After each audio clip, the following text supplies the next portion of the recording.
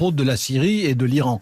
Alors, je sais déjà ce que va dire Éric. Ah non, commencez pas à faire ça, ça c'est pas bien. Je vous ai connu plus élégant. Eh bien, j'annonce que je sais déjà, mais je ne dis pas quoi. Merci. Si Ah bon, d'accord. Donc, je vous écoute, Éric Zemmour, avec les auditeurs nombreux d'RTL. Merci. Non, mais moi, il y a quelque chose qui m'amuse dans cette histoire, au moins c'est déjà ça. Oui, il parle avec Poutine et il parle avec Trump et il parle avec les Chinois, etc. Heureusement qu'il parle, mais tout le monde parle. Non. Il y a quelque chose que je comprends pas. Mais Tout non, le monde parle. Mais Merkel était l'autre jour aux États-Unis, après la Chine, tous les 4 matins. Elle a été reçue comme un chien dans un jeu de quilles. Tout à fait. Et alors, qu'est-ce que ça change? Ah bah ça change quelque chose. Mais qu'est-ce que ça change sur le fait, vous avez dit vous-même qu'il n'y avait pas de résultat. Donc il parle, voilà, il est sympa, il est intelligent. Non, je n'ai pas dit en plus, ça. c'est donc par étapes. J'ai dit que c'est trop tôt pour parler de résultats en moins d'un an. Mais dans 5 ans, vous direz aussi c'est trop tôt, il faut encore 5 ans, et puis dans 10 ans, vous direz il fait trop tôt. Ne me faites pas dire. Mais vous n'allez quand même pas faire Alain Duhamel ce que je lui ai demandé de ne pas vous faire à vous il y a 2 secondes. On tourne en rond avec les chiens là. D'accord, non. Ce que je veux dire, c'est que parler, c'est la base de la diplomatie et de la politique internationale, surtout quand on n'est pas en guerre. Mais vous aviez l'impression que François Hollande était écouté par ses... Mais attendez, mais vous avez l'impression que Emmanuel Macron est écouté? Il est entendu, il n'est pas écouté. Voilà. Donc tout le monde s'en fout. Bon, alors... excusez-moi, c'est la réalité. Alain Duhamel va me dire, mais au bout d'un an, vous n'avez pas de résultat. Bon, c'est la perception que vous avez vous de cette... C'est la perception que vous avez vous de cette réalité. Alain Duhamel, je vais le dire effectivement moi-même. Si vous regardez, je prends l'exemple qui est le plus spectaculaire, qui est l'exemple du général de Gaulle en politique étrangère. On ne peut pas dire qu'il n'avait pas une politique étrangère. Non, on peut pas dire. Bon, eh bien, si vous reprenez la chronologie que vous connaissez comme moi, du général de Gaulle, vous verrez que au début, ça a été présenté comme un ton, comme une posture, comme une ambition et pas comme un résultat, mais que ces prises de position de fond sur l'Europe, sur l'OTAN, sur le Québec, sur Israël, c'est tout arrivé au bout de 5 ou 6 ans. Vous avez raison. Donc ça veut dire que la diplomatie, ça n'est pas de la politique parlementaire ou de la politique quotidienne. C'est du temps long. La diplomatie, c'est du temps long. Exactement. Et puis ensuite, j'aurais fini. Oui. Et en particulier dans une période comme la nôtre, c'est-à-dire à un moment où on assiste à une poussée des souverainismes ici, des nationalismes là, partout dans le monde, ce qui est très différent de ce qui existait avant, c'est-à-dire des politiques d'alliance stable. Ça, c'est fini. Éric Zemmour. Alors, un point d'histoire très rapide sur le général de Gaulle. Alain Duhamel oublie exprès que, en fait, le général de Gaulle, il a tenté des trucs très différents. Au départ, en 58, il propose aux États-Unis et aux Anglais une alliance privilégiée à 3 pour diriger l'OTAN. En 63, il fait le fameux traité avec les Allemands qui lui claque le beignet avec le préambule pro-américain et pro-OTAN. Je veux dire, il s'est beaucoup planté, le général de Gaulle. C'est ce que je disais. Non mais donc c'est pas les résultats qui n'arrivent pas assez vite, c'est qu'il a tenté des trucs différents et qu'au bout de plusieurs années, il s'est dit... Allez hop, je fais exactement ce que je veux. Pour être de bonne foi, ce qui est d'ailleurs généralement votre cas quand vous parlez avec moi, pour être de bonne foi, le général de Gaulle, au début, a eu des attitudes, des postures, des propositions, des méthodes et des... Pas seulement les décisions et les changements concrets, ça a été au bout de 5 ou 6 ans. Ce qu'Alain Duhamel vous fait remarquer, que je pense vous savez très bien, c'est que en fait, le général de Gaulle commence dans la posture, c'est-à-dire ce que vous êtes en train de reprocher en ce moment, dans la plus loin posture, et que c'est devenu en fait une politique étrangère. Mais j'ai compris, mais sauf que vous êtes d'accord. Non, sauf que c'est faux. C'est ce que je réponds à Alain. Il y a des choses différentes. Je viens de l'expliquer. On va passer l'émission là-dessus. Il a d'abord des échecs. C'est ce que je dis. Le général étant un Colombais, ça n'est plus notre actualité. Donc revenons-en à Macron. Merci. Deuxièmement, pour Macron, il y a, si vous voulez, comment vous dire, en fait, le choix, et là Alain a touché juste, aujourd'hui, le choix, il est entre, en fait, ce que Orban appelle la démocratie libérale et la démocratie illibérale. Illibéral. Oui, absolument, illibéral. C'est ça le sujet. C'est en gros la démocratie libérale, société multiculturelle avec religion de l'état de droit contre société que moi j'appelle démocratique et que les autres appellent société fermée. Voilà, c'est ça le vrai choix. Et le vrai choix idéologique. Et Macron est dans le camp de la société libérale et multiculturaliste. Et donc, les adversaires idéologiques, je ne dis pas qu'on va faire la guerre, sont l'Europe de l'Est, la Russie, voire Donald Trump qui est entre les deux. C'est très compliqué. Donald Trump, non, mais je suis d'accord, c'est très compliqué. Bon, d'accord. C'est très compliqué. Mais en tout cas, la Russie... Donc maintenant, il faut savoir si on va parler avec Poutine, très bien. Sauf que moi, ce que j'aimerais, c'est qu'on comprenne qu'on a des intérêts communs avec Poutine. C'est ce qu'ils se sont... Non, mais une vraie... Oui, mais je veux dire, entre avoir des intérêts communs en Syrie et avoir des intérêts communs globaux, ne plus se laisser manipuler par les Américains qui ont l'art de diviser entre la France et l'Allemagne d'un côté et de l'autre la Russie depuis des années en prenant des prétextes bidons comme l'Ukraine et compagnie. Vous savez que vous êtes en train de nous expliquer, et bien malgré vous, qu'en fait, le président de la République est en train de mettre la diplomatie française au milieu du jeu. Non. Et donc,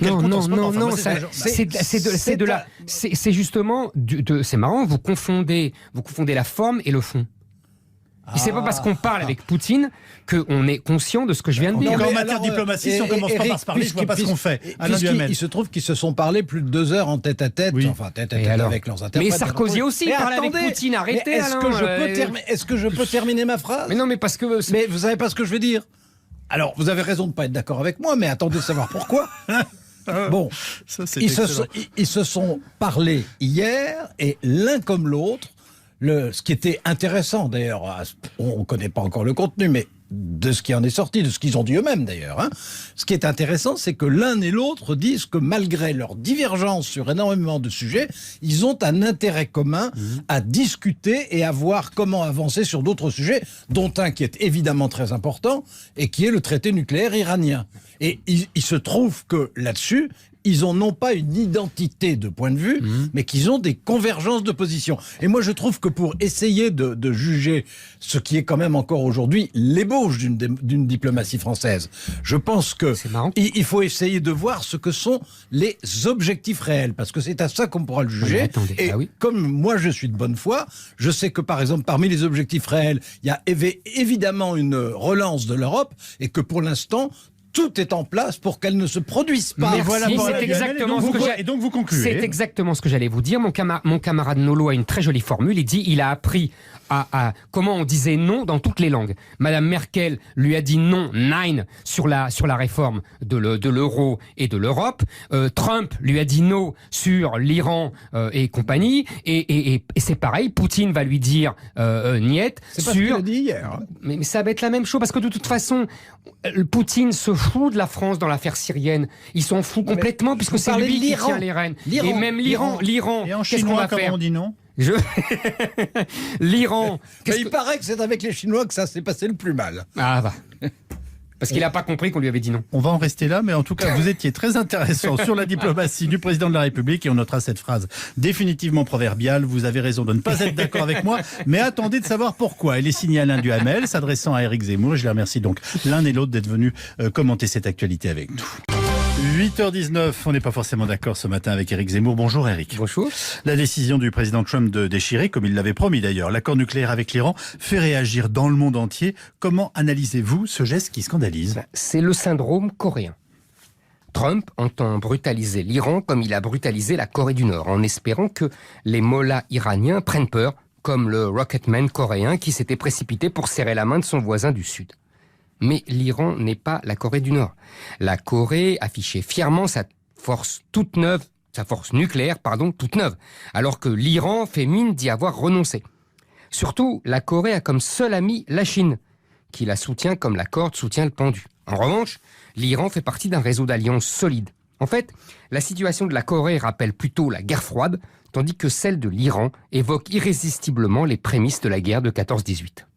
Alors là, il va falloir être plus précis. Que voulez-vous dire exactement, Éric? Alors, pendant des années qui ont précédé la Première Guerre mondiale, 2 systèmes d'alliance se sont lentement édifiés. D'un côté, la triple entente, la France, la Russie, l'Angleterre. De l'autre, la triplice avec les empires allemands et autrichiens, sans oublier l'Italie.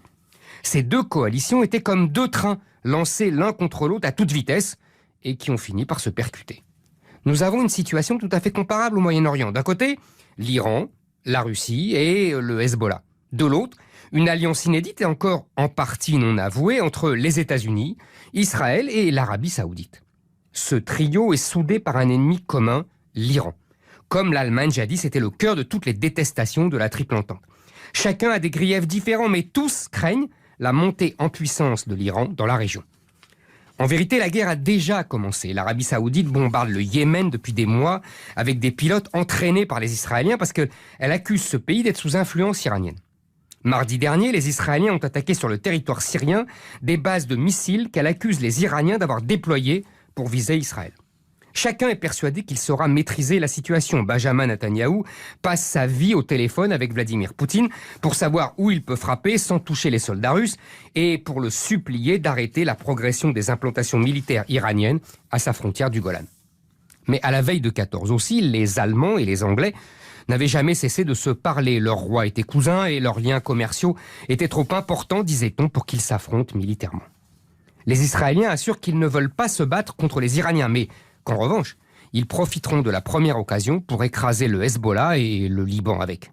Mais à la veille de 14 aussi, les Autrichiens voulaient seulement punir les Serbes et promettaient de s'arrêter là. Mais les Serbes ont fait appel au grand frère russe qui a fait appel à l'ami français, tandis que l'Autriche menacée a fait appel au grand frère allemand. Et les Anglais ont fini par se jeter dans les batailles où les Allemands s'étaient lancés justement parce qu'ils étaient sûrs que les Anglais resteraient neutres. On n'en est pas là. Les Américains et les Russes ne se laisseront pas embarquer dans une folle escalade. En tout cas, c'est ce qu'ils disent.